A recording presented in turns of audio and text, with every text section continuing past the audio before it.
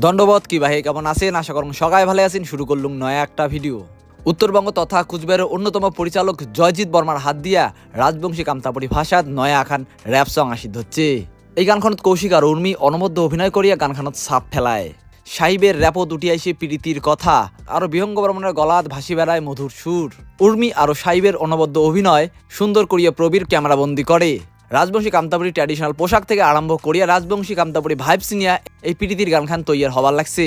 এই টিমের পক্ষ থেকে এর আগত রাজবংশী কামতাপুরী ভাইবস নিয়ে রায় সাহেব ঠাকুর পঞ্চন বর্মা আর ডাংধরি মায়ের উপরে এখন র্যাপ সং তৈয়ার হয়েছে। আগিলা গানখানের নাকান করিয়া এই গানখানের শুট নদীর পাড়তে হওয়া লাগছে। নদীর কথা কইতে মনে পড়ে গেল ভাইয়ে সম্রাট আব্বাস সাহেবের কথা।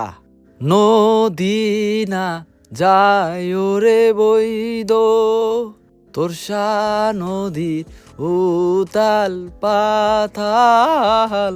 নদী নিয়ে এই নাকান মেলা গান ইতিহাসের পাতাত হালিগাতা আছে। এই নদী ভাইয়া গানের অন্য একটা দিক দখল করিয়া আছে। ভাইয়া গানের পূর্বপুরুষের সেই সময় নদী নিয়ে মেলা গান গায়া উঠছে। ধল্লা নদী থেকে আরম্ভ করিয়া তিস্তা নদী আরো মেলা গান গাইছে সেই সময় ভাইয়ের পূর্বপুরুষের ঘর।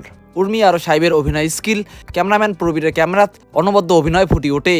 এই গানের কথা কইতে কইতে মোর আর একটা কথা ফর্ম পড়ি গেল। গান গান করিয়া সর্বনাশ তবু না মেটে মোর মনের হাউস।